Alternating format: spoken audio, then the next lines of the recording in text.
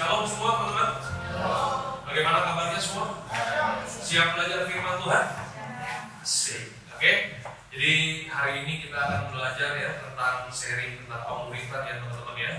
Dan kalau teman-teman suka judul firman Tuhan, gue kasih judul The Power of One. Iya kan? Ada yang tahu nggak kenapa judulnya The Power of One? Yang bisa jawab tentu saja berlaku angpau 1 orang 100.000. Ya teman-teman, gue percaya bahwa kita harus semakin serupa dengan gambaran Tuhan. Setuju ya? Ya, jadi kalau kita mau semakin serupa dengan gambaran Tuhan, jadi apapun yang kita kerjakan, apapun yang kita lakukan, termasuk pelayanan kita, juga harus semakin serupa dengan gambaran Tuhan. Jadi tujuannya itu ya. Jadi seperti bajunya si Valen nih, ya kan? Coba kita baca nih bajunya si Valen bagus nih. Christ likeness beyond Christianity. Bus berat. Ini yang bikin masih sulit.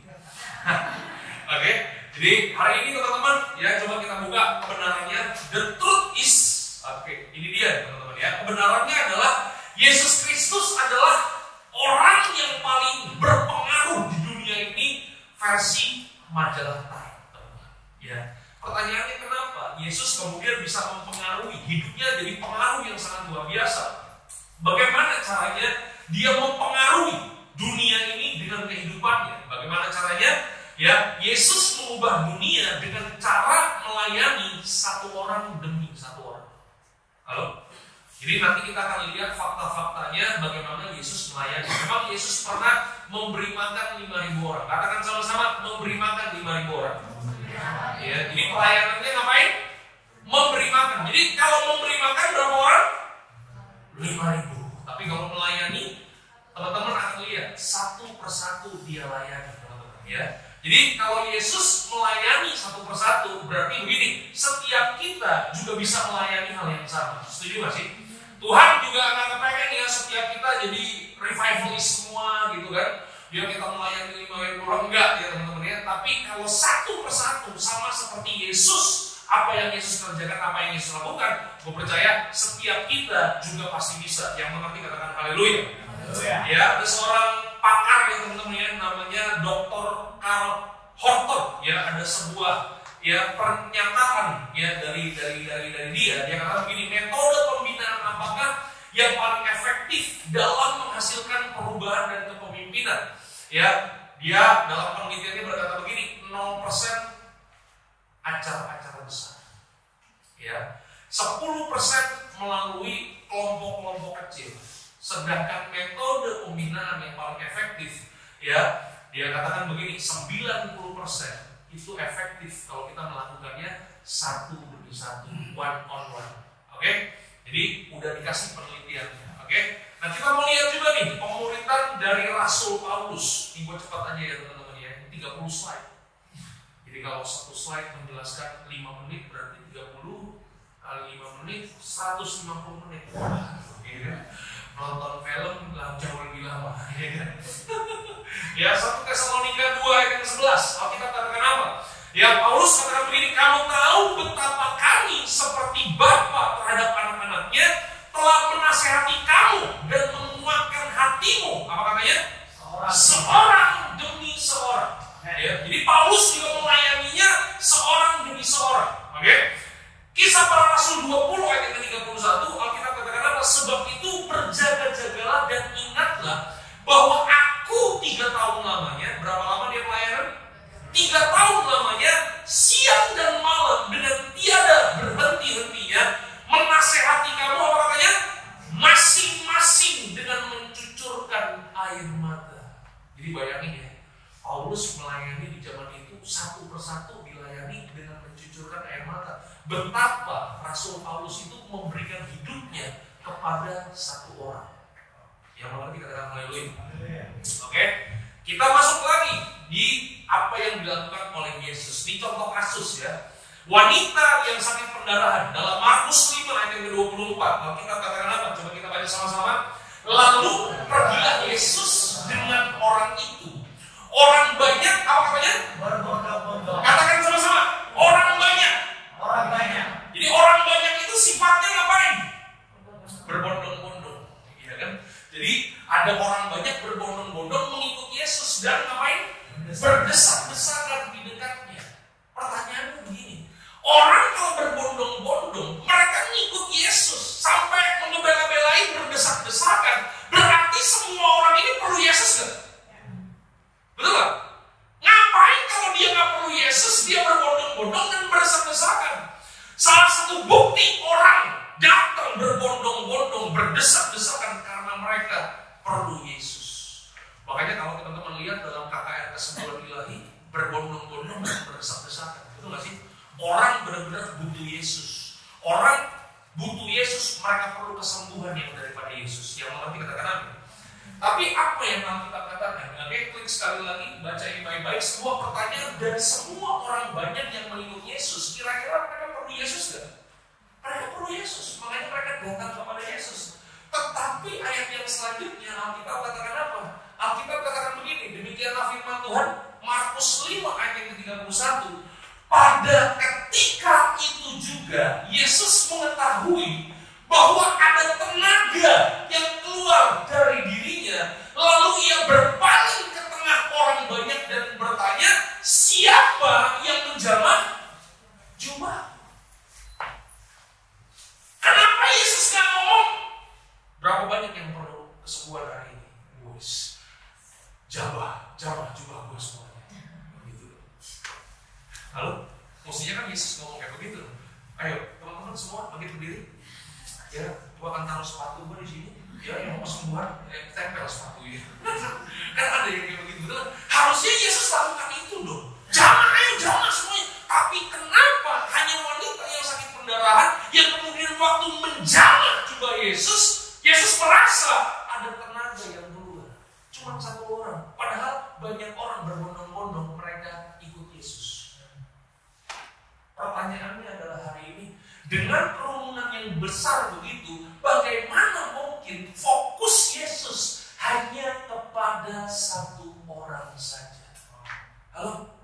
Teman-teman, hari ini sekali lagi, kalau Yesus hanya melakukan satu orang, dia hanya melayani satu orang, ya kan? Ya, berarti kita juga bisa. Amin. Katakan sebelah kanan sebagai cuma satu orang.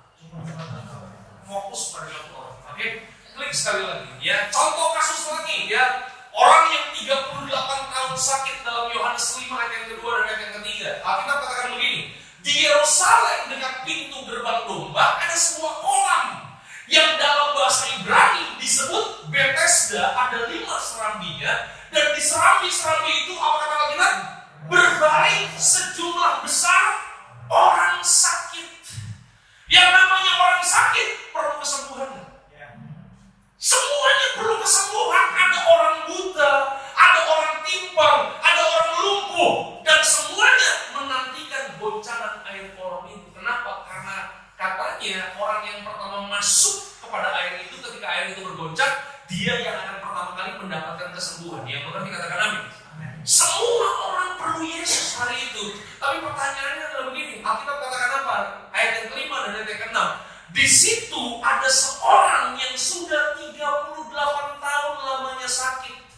Ketika Yesus melihat orang itu berbaring di situ, dan karena ia tahu bahwa ia telah lama dalam keadaan itu, berkatalah Yesus kepadanya, maukah engkau sembuh? Cuma satu yang ditawari. Banyak orang di situ. Orang timpang tuh. Bincang, ya kan? Orang buta nggak bisa lihat, ya kan? Orang sakit perlu Yesus gak semuanya? Perlu Yesus. Harusnya kan begini kan? Harusnya Yesus ngomongnya begini, maukah kalian semua sembuh? Harusnya Yesus ngomong begitu dong. Tapi kenapa Yesus hanya menawarkan kepada orang yang 38 tahun ini sakit? Klik sekali lagi. Ya, kenapa Yesus tidak berkata, maukah engkau semua sembuh? Kenapa? Karena Yesus berfokus kepada satu orang. Nah, hari ini kita mau belajar, teman-teman. Oke? Kenapa Yesus berfokus kepada satu orang ini? Oke? Coba, ya, kita baca sama-sama 1, 2, 3. Pengaruh yang besar tidak dimulai pada kelompok yang besar, tetapi dimulai dari melayani satu orang terlebih dahulu. Gue mau nanya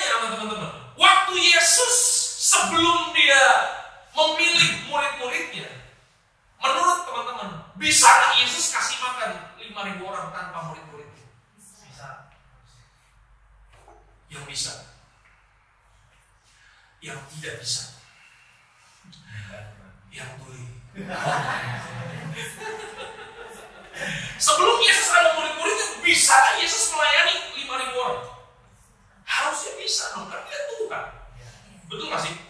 Kalau dia Tuhan dan dia bisa langsung kasih makan 5.000 orang, kenapa dia gak kasih makan 5.000 orang? Harusnya kan begini ya, supaya Injil ini makin cepat nyebarnya, harusnya Yesus pakai yang 5.000 atau pakai yang 12? Harusnya supaya lebih cepat Yesus pakai yang 5.000 dong, betul gak sih?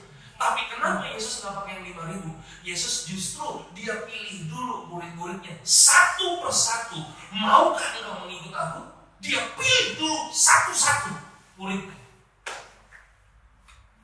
sampai 12. Ini membuktikan apa? Ini mengajarkan kepada kita begini, bahwa untuk kita bisa memberikan pengaruh buat dunia ini, nggak perlu banyak-banyak. Halo? Betul gak sih? Pelayanan 12 murid, bahkan berkhianat 1 lagi. Tapi kalau hari ini kita bisa percaya sama Yesus, betul gak sih? Ini karena pelayanan daripada mereka, rasul-rasul yang menyebar setelah kematian Yesus. Yang mengerti kata-kata ini. Ya, jadi pengaruh yang besar dimulai dari bukan kelompok yang besar. Oke? Nah, pertanyaannya tadi coba balik lagi, kenapa satu persatu? Nah, ini kita mau coba dalami ya. Ya, yang pertama menurutku begini, karena begini, makin besar itu makin tidak efektif dalam pelayanan pembinaan. Oke? Masih ingat Lukas 17 ayat yang 15 sampai dengan ayat yang 18, waktu Yesus menyembuhkan 10 orang kusta. Teman-teman tahu sakit kusta? Sakit kusta itu sakit yang dianggap najis. Itu sakit kusta, orang kalau kena sakit kusta itu badannya bisa hitam. Ya, kemudian itu dia punya bagian-bagian tubuhnya itu bisa copot-copot, bisa bolong. Itu sakit kusta. Sakit yang dianggap najis. Udah pernah lihat orang sakit kusta? Udah pernah ngalami? Ya jangan pernah ngalami itu ya. Betul gak sih? 10 orang kusta dianggap najis hari itu, tetapi yang luar biasa, Yesus sembuhkan semuanya. Amin. Waktu Yesus sembuhkan semuanya, harusnya 10 orang kusta yang tadinya nggak punya pengharapan diberikan pengharapan sama Yesus. Yang tadinya nggak punya masa depan diberikan masa depan sama Yesus karena kesembuhan yang Yesus berikan, betul nggak? Tapi pertanyaannya begini, yang balik berterima kasih sama Yesus berapa orang? Cuma 1. Halo? Ayat yang ke-15, seorang dari mereka ketika melihat bahwa ia telah sembuh, kembali memuliakan Allah dengan suara yang nyaring. Lalu ia tersungkur di depan kaki Yesus dan mengucap syukur kepadanya. Orang itu adalah seorang Samaria. Teman-teman tahu ya, orang Samaria dengan orang Yahudi itu tidak bergaul. Kenapa? Karena orang Samaria itu adalah warga kelas 2. Orang Yahudi yang kawin campur dengan bangsa lain itu disebut Samaria, tapi cuma Samaria ini yang kembali. Lalu Yesus berkata, bukankah ke-10 orang tadi semuanya telah menjadi tahir, telah menjadi sembuh? Di manakah yang 9 orang itu? Tidak adakah di antara mereka yang kembali untuk memuliakan Allah selain daripada orang asing?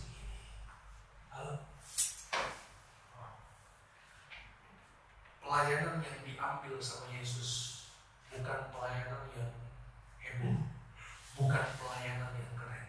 Pelayanan yang diambil sama Yesus adalah sebuah pelayanan yang fokus, yang mengerti kata haleluya. Cuma 1 kembali dari sini kita belajar apa teman-teman? Dari sini kita belajar sama Yesus bahwa begini, ketika kita melayani, kita harus melayani dengan tulus. Kita layani 10 orang, 9 orang gak balik lagi, gak masalah. Yang mengerti kata-kata itu ya. Yang penting 1 balik, katakan sebelah kanan sebelah kiri. 9 gak balik, gak masalah. Yang penting 1 balik. Dan yang 1 memuliakan nama Tuhan, yang mengerti kata-kata haleluya. Itu dia, kok belajar teman-teman bahwa begitu loh. Orang yang awalnya bersama-sama dengan kita, pada akhirnya gak akan bersama-sama dengan kita pada akhirnya. Betul gak sih? Tapi jangan pernah takut teman-teman. Kenapa? Yesus lakukan yang seperti itu, kita juga harus lakukan yang seperti itu. Pelayanan bukan kita mencari apa? Pelayanan kita memberikan apa? Kenapa? Karena waktu kita melayani, Tuhan sedang memperbesar kapasitas hati kita. Amin. Ya, jadi makin besar makin tidak efektif. Yang kedua, kenapa satu persatu? Ya, karena benang merah Alkitab kita, ya teman-teman ya. Alkitab kita terdiri dari perjanjian lama dan perjanjian baru. Kenapa Alkitab kita disebut perjanjian lama dan perjanjian baru? Karena setiap kali Tuhan ingin menyatakan kehendaknya di muka bumi, Dia selalu melibatkan manusia di dalamnya. Tuhan kita Tuhan yang dahsyat. Tuhan kita Tuhan yang luar biasa. Tuhan kita bisa bikin apapun. Kenapa Dia harus pakai manusia? Katanya Tuhan berdahsyat luar biasa. Katanya Tuhan bisa bikin apa aja. Betul kan? Bisa gak Dia turun tangan sendiri? Bisa banget Dia turun tangan sendiri. Tapi bukan itu cara kerja Tuhan. Tuhan itu selalu melibatkan, katakan sebelah kanan sebagai Tuhan melibatkan lu. Iya. Ya, Tuhan gak libatkan yang lain. Tuhan gak libatkan gedungnya. Tuhan libatkan siapa? Orangnya, teman-teman. Iya kan? Ya. Jadi kalau kita melihat, nah kita mau lihat nih benang merah perjanjian lama dan perjanjian baru. Coba klik sekali lagi, oke? Teman-teman lihat patternnya dalam perjanjian lama. Waktu Tuhan ingin menyatakan kehendaknya buat muka bumi ini, Tuhan ciptakan manusia pertama. Namanya siapa? Namanya Adam, teman-teman. Tapi masalahnya Adam gagal. Setuju gak sih? Ketika satu orang gagal, Tuhan pakai satu keluarga. Namanya keluarga Nuh. Pertanyaannya, Nuh gagal atau berhasil? Nuh gagal. Betul gak sih? Waktu dia menemukan pulau, kemudian dia tanam anggur, maka apa yang terjadi? Waduh, dia hanya mulai anggur. Nuh gagal. Waktu Nuh gagal, kehendak Tuhan tetap harus dinyatakan. Ya, satu orang gagal, Tuhan pakai satu keluarga gagal, Tuhan pakai satu bangsa yang namanya bangsa Israel. Oke? Pertanyaannya begini, bangsa Israel gagal?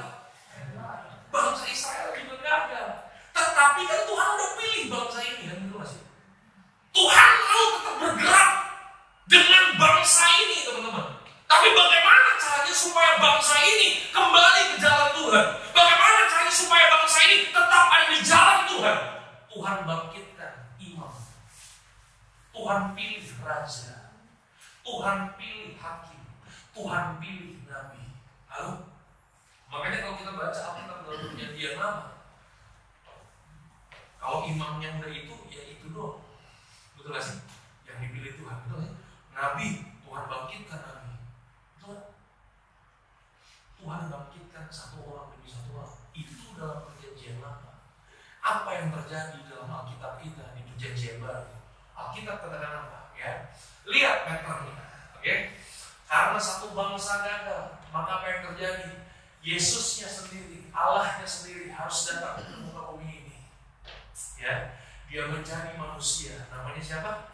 Yesus. Ya, dan setelah Yesus melayani, teman-teman, setelah Dia dibaptis, kemudian Yesus melayani, maka yang Dia layani orang yang 38 tahun sakit. Satu orang yang dilayani sama Yesus. Tapi apa yang terjadi dengan satu orang ini? Yohanes 5 ayat 15. Orang itu keluar lalu menceritakan kepada orang-orang Yahudi bahwa Yesuslah yang telah menyembuhkan dia. Makanya gini ya teman-teman ya, orang kalau udah mengalami kebaikan Tuhan dalam hidupnya, Tuhan akan pakai hidupnya itu untuk jangkau orang lain lagi, memberitakan tentang Yesus kepada orang lain lagi. Setuju gak? Pertanyaannya hari ini, kalau kita udah diselamatkan, kemudian kita tidak menceritakan kebaikan Tuhan kepada orang lain, berarti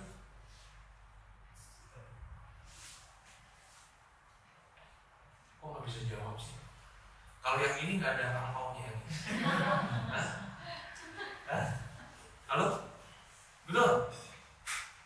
Yesus mengangkat satu orang, tujuannya apa? Supaya orang itu menceritakan perbuatan-perbuatan Tuhan melalui kehidupannya, apa yang dia alami dari Yesus. Klik sekali lagi. Ya, contoh yang lain, Yesus berjumpa dengan seorang wanita Samaria di sebuah perigi yang namanya perigi Yakub, ya kan? Ya. Yohanes 4 ayat 28, Alkitab katakan apa? Alkitab katakan begini, maka perempuan itu meninggalkan tempayannya di situ lalu pergi ke kota dan berkata kepada orang-orang yang ada di situ. Padahal Yesus menangkan wanita ini dengan cara apa? Cuma pakai tempayan. Lu kalau minum air yang gua kasih, lu gak akan haus lagi selama-lamanya. Pakai cara itu. Halo? Tapi waktu dia disekap sama Yesus bahwa ternyata di rumahnya ada 5 laki-laki, kemudian apa yang terjadi? Disitulah Yesus memulihkan kehidupannya. Waktu dia dipulihkan kehidupannya, dia ceritakan apa yang sudah dialami bersama dengan Yesus. Maka hasilnya Yohanes 4 ayat 39, dan banyak orang Samaria dari kota itu telah menjadi percaya kepada Yesus karena perkataan perempuan itu yang bersaksi, ia mengatakan kepadaku segala sesuatu yang telah kuperbuat.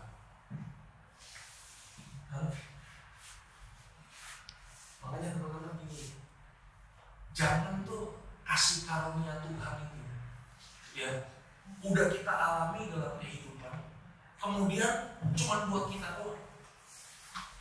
Halo? Gue ulang sekali lagi, kasih karunia yang Tuhan udah kasih buat kita, jangan kita simpen hanya buat diri kita aja. Kita mesti belajar untuk menceritakannya.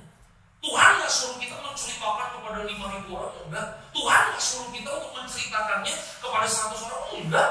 Apakah terlalu sulit untuk menceritakan kebaikan Tuhan hanya kepada 1 orang aja? Harusnya enggak. Setuju kan?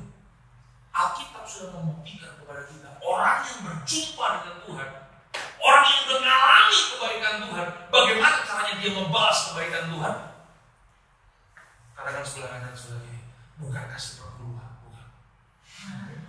Katakan sebelah kanan sebelah kiri, dengan menceritakannya kepada orang lain. Oh situ ya. Yang mengerti katakan haleluya. Oke, contoh lagi yang lain, ya kan, Sakeus, ya kan, Yesus berjumpa dengan Sakeus. Padahal begitu ya, waktu Yesus lewat kota Yeriko, Alkitab mencatat ada begitu banyak orang ngerubungin Yesus. Kenapa? Karena Yesus hari itu terkenal banget. Banyak orang tuh pengen selfie sama Yesus. Wow, ya kan, diposting, dahsyat luar biasa. Tetapi Yesus nggak berfokus kepada banyak orang. Yesus berfokus kepada ini anak kecil, ya bukan anak kecil ini orang kecil namanya di sini, ya kan? Betul sih? Dia naik pohon, Yesus berfokus kepada Sakeus. Dan teman-teman tahu siapa Sakeus? Pemungut cukai. Oke? Pemungut cukai itu adalah kerjaan itu. Jadi Sakeus itu orang Yahudi yang diperalat oleh orang Romawi untuk memeras bangsanya sendiri. Makanya orang-orang Yahudi itu sangat benci sama yang namanya pemungut cukai. Orang-orang Yahudi sangat benci sama yang namanya Sakeus. Melihat, dengar nama Sakeus, udah langsung enak. Iya kan? Ya kan? Melihat muka Sakeus, pengen buang muka. Kenapa? Bencinya luar biasa. Tetapi justru Yesus berfokus kepada orang yang dibenci ini. Kenapa Yesus berfokus kepada orang yang dibenci ini? Ya, Lukas 19 ayat yang keempat. Maka berlarilah Sakeus mendahului orang banyak, lalu memanjat pohon ara untuk melihat Yesus yang akan lewat di situ. Teman-teman, dari ayat ini kita belajar apa? Dari ayat ini kita belajar ternyata begini. Apa yang menurut kita kayaknya orang itu nggak perlu Tuhan, justru orang itulah perlu Tuhan. Halo? Menurut kita kayaknya orang itu susah berubahnya deh. Nggak akan bisa dijamah sama Tuhan. Justru menurut firman Tuhan, orang-orang yang model kayak begitu, yang kita kira nggak perlu Yesus, justru orang itulah yang perlu Yesus.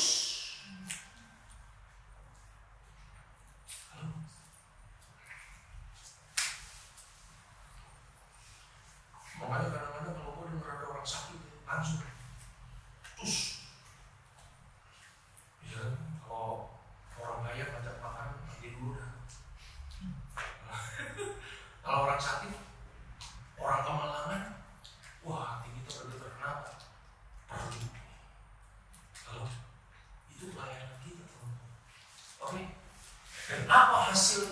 waktu Yesus berjumpa dengan orang yang dibenci. Apa hasilnya waktu Yesus berjumpa dengan Sakeus? Alkitab berkata begini, tetapi Sakeus berdiri dan berkata kepada Tuhan, Tuhan, setengah dari milikku akan kuberikan kepada orang miskin, dan sekiranya ada sesuatu yang kuperas dari seorang akan kukembalikan berapa kali lipat? 4 kali lipat. Ya, Sakeus dan tadinya dibenci satu kota. Ketika dia berjumpa dengan Yesus, dia disenangi satu kota. Tadinya keras, jadi beri. Lalu, kalau kita harusnya ketemu dengan Yesus, kita lakukan sesuatu buat Tuhan. Minimal apa? Menceritakan kebaikan kita. Apa yang menurut kita orang tidak perlu, ternyata itu orang itu perlu Yesus. Oke? Masih ada lagi? Ya, yang ketiga, kenapa satu persatu? Yesus menyelamatkan satu orang, perhatikan baik ini, supaya orang itu menyelamatkan kotanya sendiri. Jadi jangan pernah underestimate teman-teman, ya, yang bolanya ini cuma satu orang. Ya, kadang-kadang kita pengennya yang banyak, ya kan, kayaknya yang banyak, ya kan. Ya sama sih, ya kan. Ya, khotbah di depan 20 orang sama yang 3.000 orang kan beda pasti. Urapannya beda. Ya kan? Kalau 3.000 orang kan pasti kaki kita bergetar ya. Kalau 20 orang enggak gitu sih. Tetapi jangan pernah underestimate pelayanan yang cuma sedikit. Karena apa? Karena itu yang paling efektif, teman-teman. Kenapa? Karena satu orang itu akan menyelamatkan kotanya sendiri. Ya, ada sebuah kisah yang sangat luar biasa. Mungkin teman-teman ada yang pernah tahu kisah ini ya. Waktu gua kemarin pulang dari Israel, gua ada ceritakan satu ini ya. Kisah tentang ini ya. Lukas 8 ayat 26 sampai dengan ayat 39. Pertanyaan Alkitab berkata begini.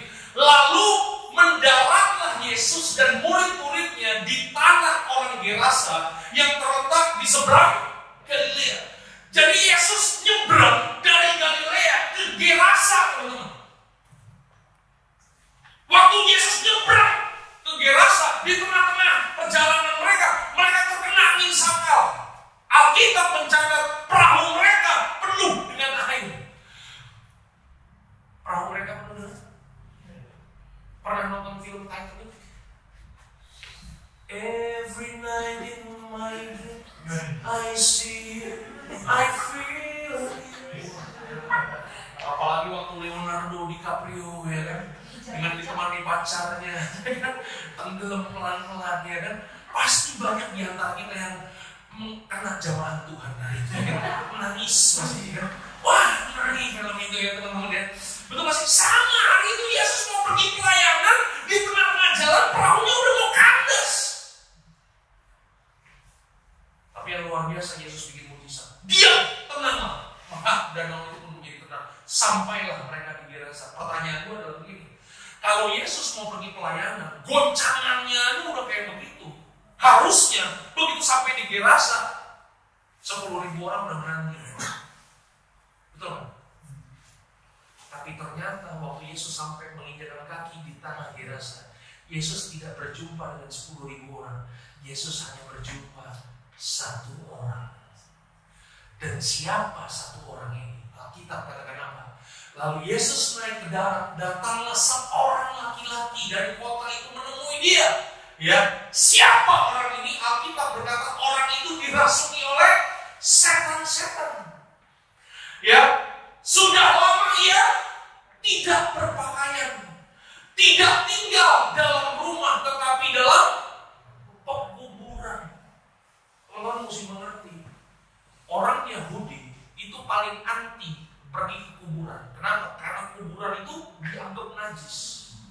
Nah, orang ini tinggalnya di mana? Di kuburan ini orang. Udah gak punya rumah, gak punya pakaian, gak punya kesadaran, najis lagi. Ya kan? Ini orang gak dilirik sama orang-orang lain. Tapi Yesus datang hanya untuk orang ini. Ayat yang ke-28, Alkitab katakan apa? Next.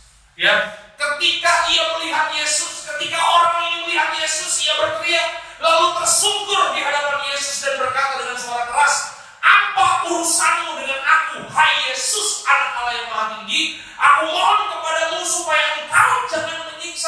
ayat ke-29.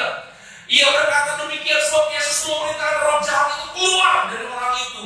Karena sering roh itu menyeret-nyeret dia, maka untuk menjaganya ia dirantai dan dibelenggu. Tetapi ia memutuskan segala pengikat itu, ia dihalau oleh setan ke tempat-tempat yang sunyi. Bayangin ya, tangan kaki dirantai, copot, betapa kuatnya orang ini. Ayat 30, lalu Yesus bertanya kepadanya, siapakah namamu? Jawabnya, Legion, karena ia kerasukan banyak setan. Lalu setan-setan itu memohon kepada Yesus supaya ia jangan memerintahkan mereka masuk ke dalam jurang maut. Ayat 32. Kita cepat aja nih teman-teman, ini waktu berjalan dengan cepat. Adalah di sana sejumlah besar babi sedang mencari makan di lereng gunung. Lalu setan-setan itu meminta kepada Yesus supaya ia memperkenankan mereka memasuki babi-babi itu. Yesus mengabulkan permintaan mereka. Masalahnya begini, ini babi bukan punya Yesus.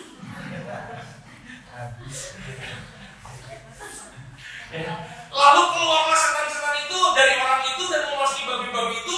Kawanan babi itu terjun dari tepi jurang ke dalam danau lalu mati lemas. Pertanyaannya, berapa banyak babi yang mati hari itu? Nah, di kisah yang lain dikatakan 2.000 babi. Kalau satu babi harganya 10 juta, berarti hari itu berapa? Habis berapa kali 2.000? Tolong dihitung. Gue udah gak sanggup lagi menghitung. Berapa? Berapa? 2M apa 20M? Hah? 2M? Yang mana? 2M apa 20M? 20M. Untuk memenangkan satu jiwa, harga satu jiwa itu 2.000 babi. Ini gue bukan yang menyamakan jiwa-jiwa dengan babi. Jangan itu yang diambil, ya kan? Tapi kita mau lihat bahwa ternyata untuk memenangkan satu jiwa, harganya itu mahal. Setuju? Oke? Ya, setelah penjaga-penjaga babi itu melihat apa yang telah terjadi, mereka lari. Kenapa mereka lari? Karena itu penjaga babi, berarti kan ada yang punya kan? Tiba-tiba masuk jurang semua 2.000. Waduh, itu kalau lu jadi penjaga babinya apa yang terjadi? Wah, langsung malam tidur, nggak bisa tidur, kepikiran. Besok pagi bangun leher udah nggak bisa nengok mas. Kolesterol langsung naik, bisa ya kan? Benar, ya kan? Kurang aja nih, babi-babi itu makanya dia langsung lari. Ya, dan menceritakan hal itu ke kota dan ke kampung-kampung di sekitarnya. Ayat yang ke-36, firman Tuhan katakan apa? Dan keluarlah orang-orang untuk melihat apa yang telah terjadi. Jadi hari itu terjadi kehebohan, teman-teman. Mereka datang kepada Yesus dan mereka menjumpai orang yang telah ditinggalkan setan-setan itu ngapain? Duduk di kaki Yesus. Dia telah berpakaian dan sudah waras, maka ketakutan mereka. Yesus datang dari jauh menangkan satu orang yang tadinya gak dianggap siapa-siapa. Tiba-tiba orang ini udah berpakaian, udah waras dan bisa ngobrol sama Yesus. Harusnya orang-orang di kota dia rasa senang dong melihatnya.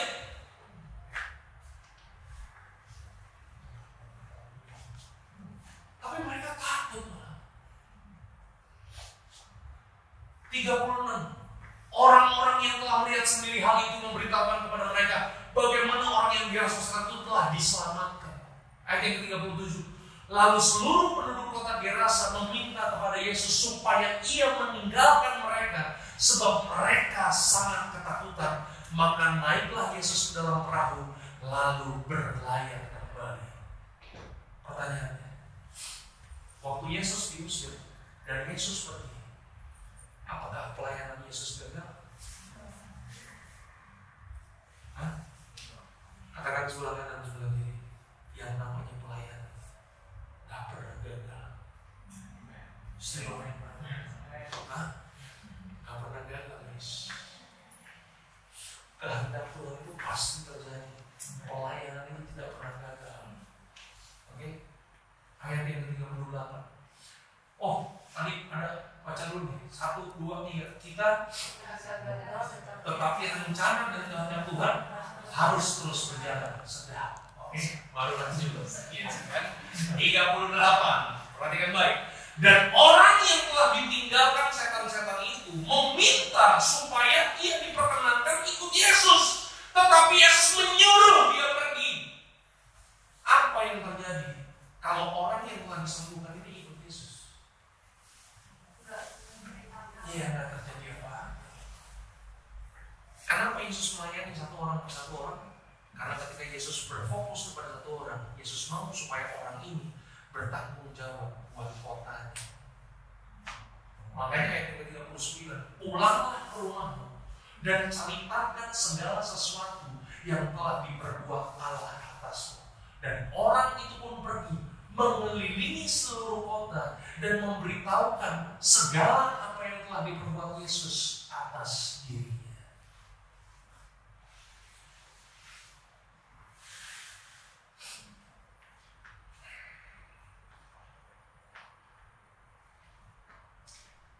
Katakan sebelah kanan sebelah kiri.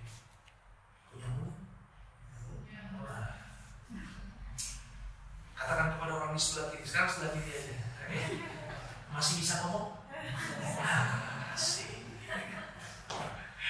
Masih bisa berkata-kata? Masih bisa. Kalau kita masih bisa ngomong, masih bisa berkata-kata, Tuhan bisa pakai mulut kita untuk memuliakan nama Tuhan. Jangan pikir. Tadi gua kasihnya PowerPoint ini karena tiba-tiba PDF.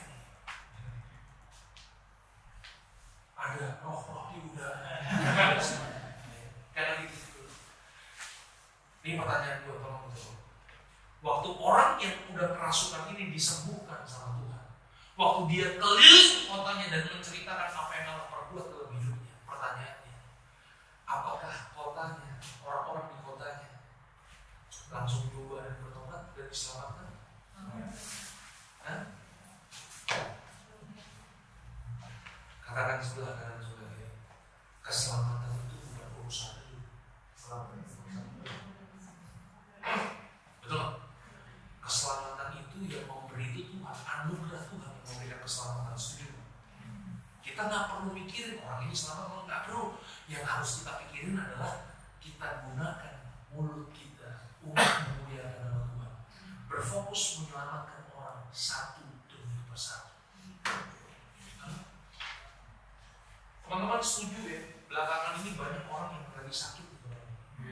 Ya. Ini mungkin dalam sebulan ini gua ada berapa kali bolak-balik ke rumah sakit gitu. Banyak orang yang sakit. Dan gua mau kasih tahu, orang yang sakit akan selalu senang didoakan, apapun agamanya. Halo? Betul nggak? Kalau ada keluarga kita yang hari ini mengalami sakit, teman-teman, ayo pakai mulut kita, pakai hidup kita untuk berdoakan orang tersebut. Amin. Jangan pernah takut. Oke. Klik sekali lagi, masih ada? Ya, 51 detik lagi. Apakah? Coba kita baca sama-sama. 1, 2, 3. Urusan keselamatan bukan urusan kita. Urusan kita adalah untuk pergi dan menghasilkan buah jiwa-jiwa yang mengerti. Amin. Oke. Dan jiwa-jiwa, teman-teman nih, gue mau kasih tahu nih ya, supaya teman-teman gak curiga ya. Takutnya ada yang curiga. Ini kok khotbah udah kayak begini? Iya, enggak ya. Teman-teman gue mau kasih tahu, jiwa-jiwa yang kita beritakan, oke? Jiwa-jiwa yang kita beritakan tentang Yesus, itu kita bawa kepada Yesus, bukan ke rumah Allah. Ulang, amin ya, kurang. Oke, jiwa-jiwa yang kita beritakan tentang perbuatan Tuhan, kita bawa kepada siapa? Tuhan Yesus. Oke, bukan ke rumah harmoni. Yang mengerti katakan